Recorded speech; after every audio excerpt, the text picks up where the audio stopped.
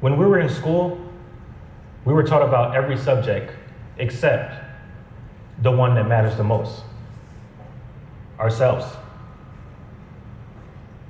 When we think of success, we often think of a product of academic intelligence and hard work. But if that was the case, every hardworking straight A student would be living their dream life. And unfortunately, that's not the case. What if I told you what's separating you from where you are now and where you want to be is the understanding of yourself? Research shows that up to 70% of one's success can be contributed to emotional intelligence. So if emotional intelligence is such an essential skill, why don't we treat it as such?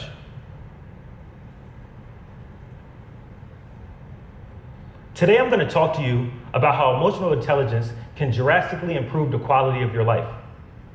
For me, that journey started when I was in high school.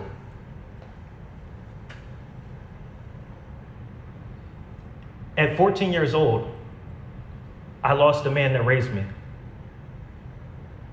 The man that taught me how to ride a bike, the man that taught me how to tie a tie.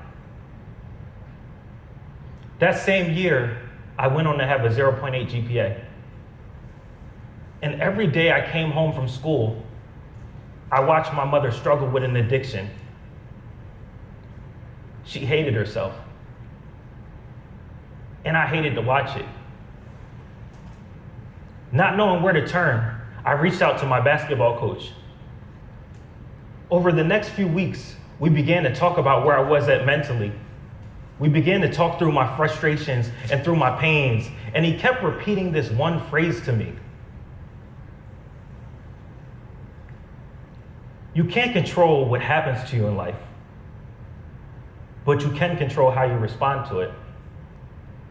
I'm like, why does he keep repeating this to me? Why does he keep saying this to me?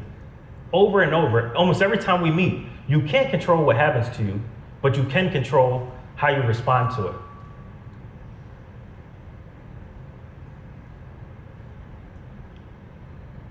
For me, those conversations were the first step to me truly understanding who I was and understanding myself and understanding my pain.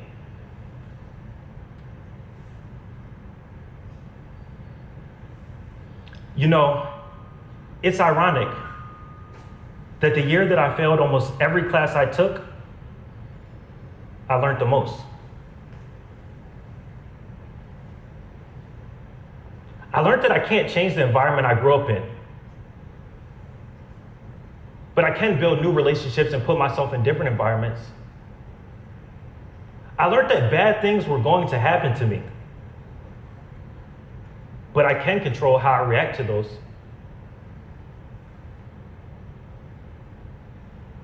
I began to understand who I was as a person and how the traumatic events in my life affected how I treated other people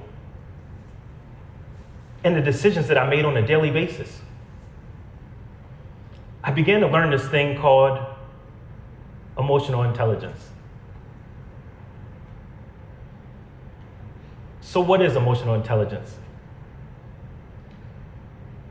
Psychologists categorize it in 3 key elements: self-awareness,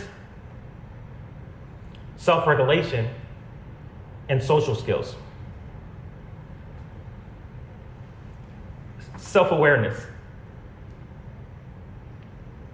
Have you ever been extremely frustrated and you couldn't truly understand, like, why am I feeling this way? And maybe this caused you to react. Maybe this caused you to treat people in a way that you know that you shouldn't have. Have you ever struggled to do daily tasks because you lacked motivation? This is where self-awareness is essential. The more you understand your feelings, the better you are equipped to make decisions and move in a space of clarity through life.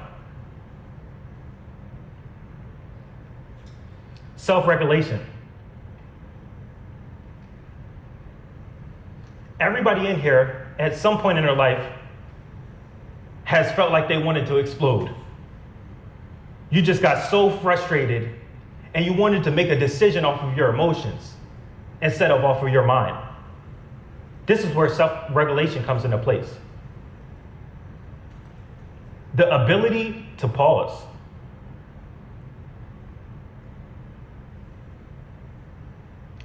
To step back and take a second before you make a decision. This will allow you to make more of a educated and conscious decision rather than an emotional decision.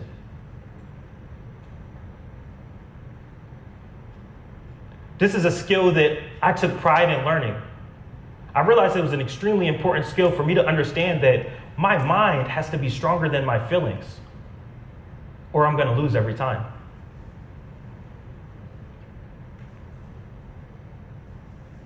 But it's not just about me. Part of emotional intelligence is me being able to understand others. Understand how my actions affect other people. Understanding how other people's emotions work. All of these skills are essential to me living the best quality of life.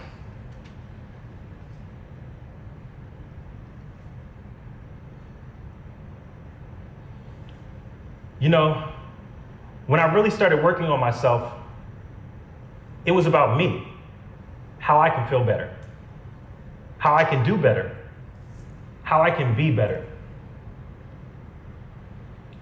But surprisingly enough, me working on myself directly impacted the relationship I had with my mother.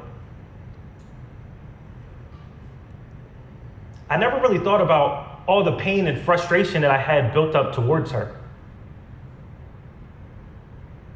How I held her responsible for so many things that happened in my life.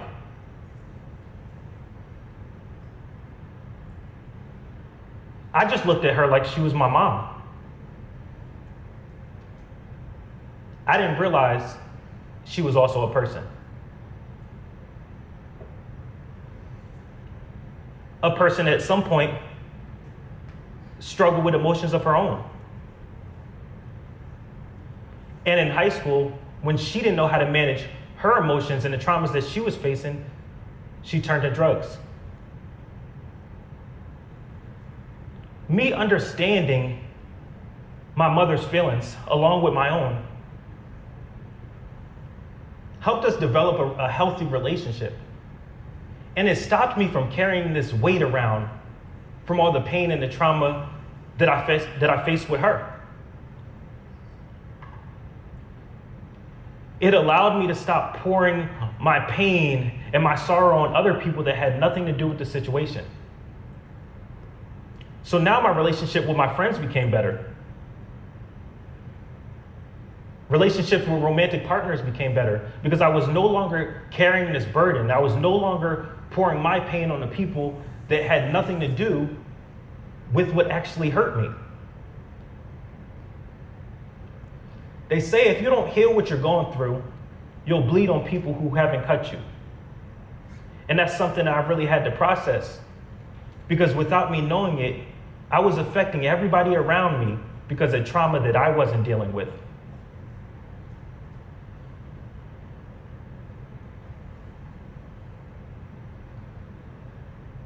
So today I want to tell you, emotional intelligence isn't just something that's nice to have. It's essential. It's necessary. So today I have a challenge for you. I challenge you to do these 3 things. 1, truly study yourself. Ask yourself, what is it that frustrates you? What is it that brings you sadness? What is it that motivates you? What gets you up in the morning? What gets you excited? The more you study yourself, the better equipped you are to make decisions to improve your life. Number 2, I need you to write down your thoughts. I need you to write down your thoughts and then revisit those thoughts a day later, a week later, a year later, to truly be able to understand your growth, to understand pain that you were going through previously and how you've developed to the point that you are now. As you begin to write down your thoughts and you begin to understand the ideas that are in your mind, the more you put those things on paper, the more you begin to grow in your understanding of yourself. And lastly, I ask that you challenge yourself. I ask that you put yourself in difficult situations, because the only way you're going to truly discover who you are is to find out who you are in times of discomfort.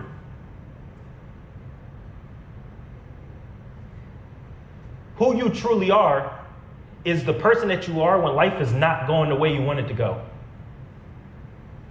When people have done you wrong. When you just lost your job. When you lost a loved one. That's what truly determines the person that you are. So I ask you to not only make decisions from a clear mind when things are going well, but to challenge yourself to make decisions from a clear mind when things are not going in your favor.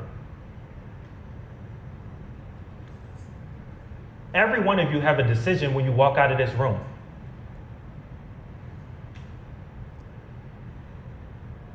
You can choose to be comfortable, or you can choose to grow. Choose growth. Thank you.